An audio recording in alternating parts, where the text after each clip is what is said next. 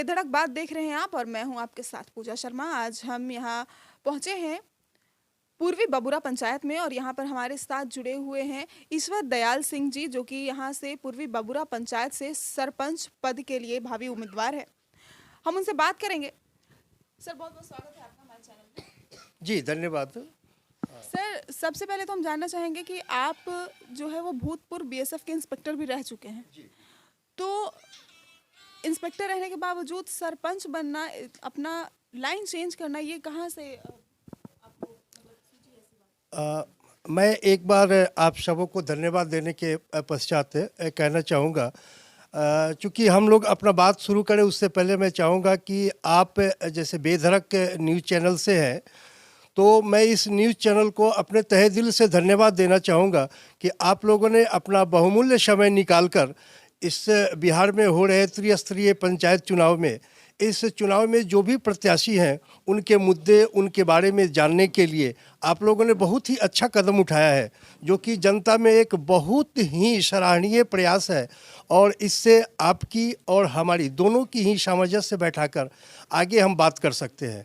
तो जैसा कि आपने पूछा कि मैं पहले इंस्पेक्टर था, बॉर्डर सिक्योरिटी फोर्स में इंस्पेक्टर संचार था, कम्युनिकेशन देखता था।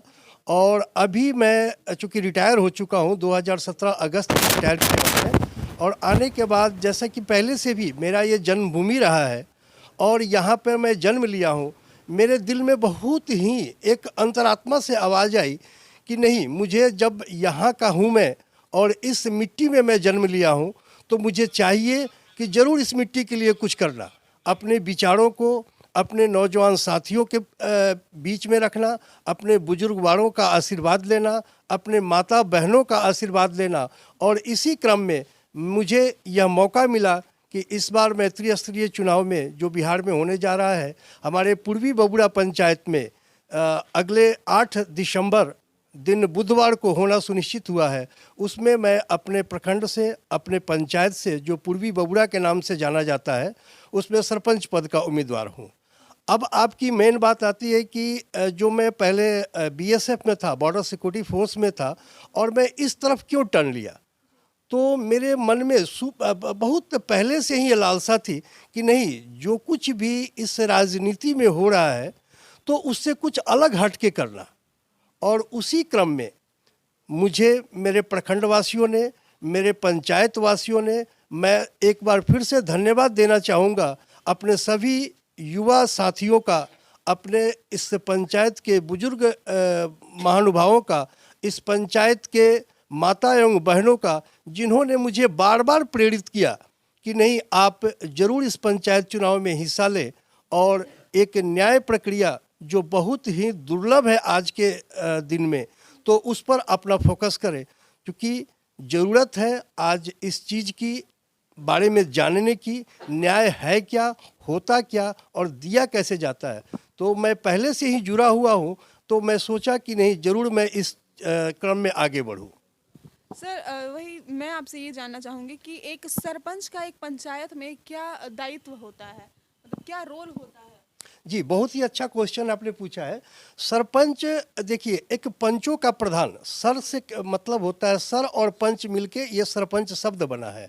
तो पंचों का जो प्रधान है वो सरपंच है। और सरपंच की जो कार्य विधि है वो खास करके न्यायिक प्रक्रिया से जुड़ा हुआ है। तो यहाँ पे न्यायिक प्रक्रिया में जैसे अपने पंचायत में ज़रूरत है कि किसी छोटे मोटे झगड़े या कोई ज़मीनी विवाद या कोई आपसी किसी के साथ मतभेद हो गया, थोड़ा बहुत ऐसे कुछ हो गया, तो उसमें सरपंच की जो काम करने की जो विधि है, जो तरीका है, यहाँ पर थोड़ा बहुत ज़्यादा महत्वपूर्ण हो जाता है। और सरपंच यदि अपने पद को जाने, अपने पावर को जाने, तो ये बहुत ही स्पष्ट शब्दों में मैं कह देना चाहूँगा कि वहाँ पे पुलिस की ज़रूरत नहीं होगी शायद। तब जबकि सरपंच यदि सक्षम है कि नहीं, वो उचित न्याय कर सकता है, उचित बात कर सकता है, सच को सच और झूठ को झूठ कह सकता है, तो आज के दिन में इस चीज़ की कभी ज़रूर मुझे देखने को मिली। लोग इस बातों से, इन बातों को कहने में कतराते हैं। जी बिल्कुल सर, यहीं पे मैं आपसे पूछना चाहूँगी, जैसे कि आप बीएसएफ में इंस्पेक्टर रहे हैं, तो एक तरह से प्रशासन की जो गतिविधियाँ होती है उसका आपको पहले से नॉलेज है, ठीक है। और सरपंच भी कहीं ना कहीं आपने बताया कि ये न्याय से जुड़ा हुआ काम है, तो आपके मुद्दे क्या, आपको नहीं लगता है कि हाँ इसमें आपको जो है ज़्यादा कठिनाई नहीं होगी इस काम को करने में, क्योंकि ये भी न्याय से जुड़ा हुआ काम है। आपने जो पहले किया है वो भी एक प्रशासनिक गतिविधि ही थी, वो भी काम था, तो आप दोनों चीज़ों को कैसे जोड़ते हैं? नहीं, देखिए आपका बहुत ही कहना सही है और उचित क्वेश्चन है यहाँ पे।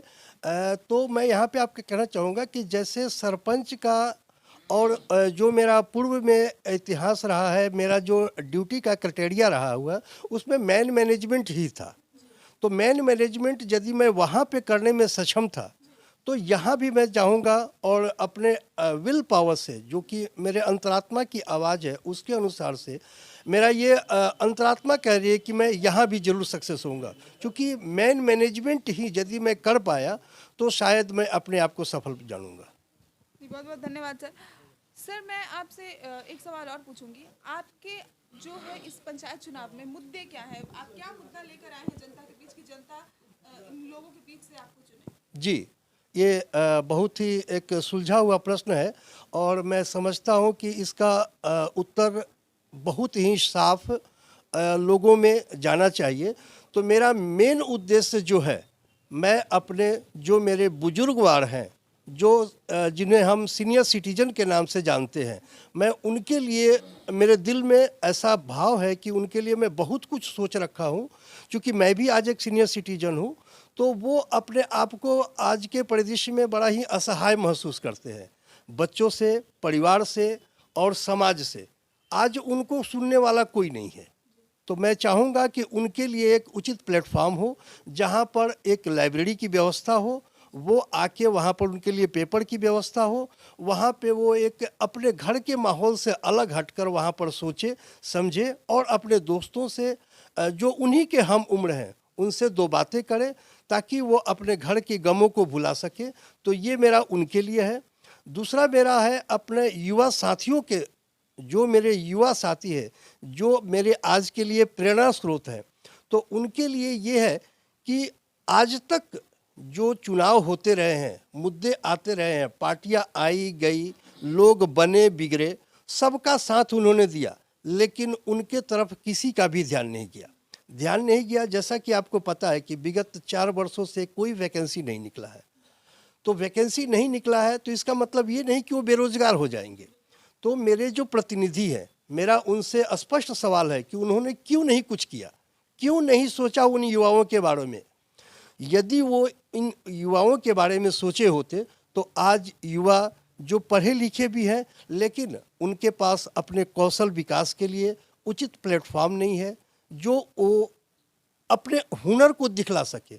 उनके हुनर को किसी तरह से पॉलिश करने की ज़रूरत किसी भी प्रतिनिधि ने नहीं समझा कि इसको समय दिया जाए, इनके लिए जो संसाधन है उसको उपलब्ध कराया जाए।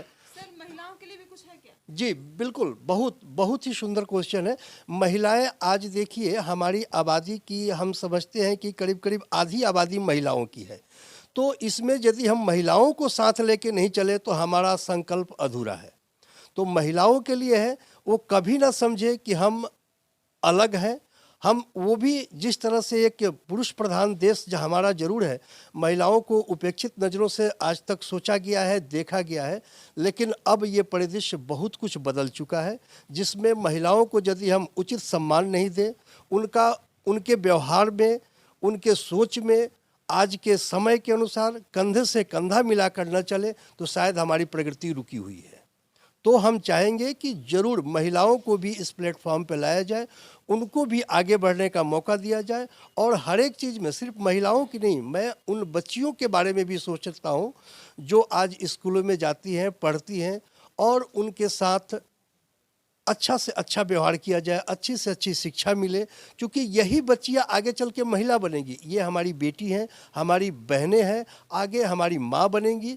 तो इनके बारे में यदि अभी से नहीं सोचा जाएगा तो शायद बहुत देर हो जाएगा। सर आपका जो पद है वो न्याय से जुड़ा हुआ पद है, तो लड़कियों की सुरक्षा के बारे में आप क्या कहेंगे? महिलाओं की सुरक्षा के बारे में क्या कहना चाहिए? लड़कियों की सुरक्षा यदि है तो मैं समझता हूँ कि आज का वो समाज बिल्कुल असुरक्षित है यदि हम लड़कियों की सुरक्षा के बारे में बात नहीं करते हैं, उनकी सुरक्षा का ध्यान नहीं रखते हैं, तो हम कहीं से भी मानव कहलाने योग्य नहीं है। मानव हमको कहना ही नहीं चाहिए, हम कहलाना ही पसंद नहीं करेंगे।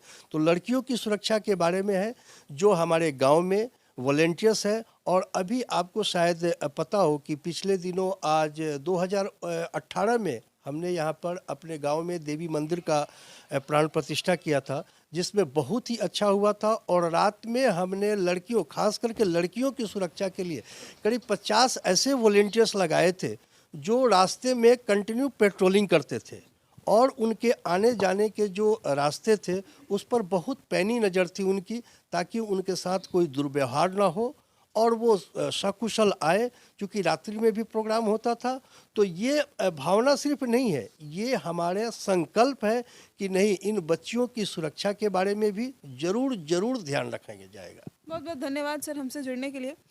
जैसा कि आपने सुना, सर ने बताया कि इनके जो मुद्दे हैं वो कहीं ना कहीं सारे धरातल से जुड़े हुए हैं, ग्राउंड से जुड़े हुए हैं। यहाँ पर हम चाहे महिलाओं की सुरक्षा की बात करें या फिर युवाओं के या फिर बेरोजगारी की। एक बहुत ही अच्छा लगा मुझे सर ने जो अपने मुद्दे में उठाया है कि बुज़ुर्गों के लिए लाइब्रेरी बनवाना। जी हाँ, एक कहीं न कहीं वो जो एक पूरा तबका है बुज़ुर्गों का या फिर ये कहें सीनियर सिटीज़न का एक तबका है, वो कहीं न कहीं आज के डेट में हर एक मैनिफेस्टो से इग्नोर हो जाता है। सर ने उसको लेकर भी कुछ बातें कही हैं, उसको लेकर ये चल रहे हैं, ध्यान में रखकर चल रहे हैं, ये बहुत ही सराहनीय है। और भी खबरों के लिए जुड़े रहें हमारे साथ और देखते रहें बेधड़क बात।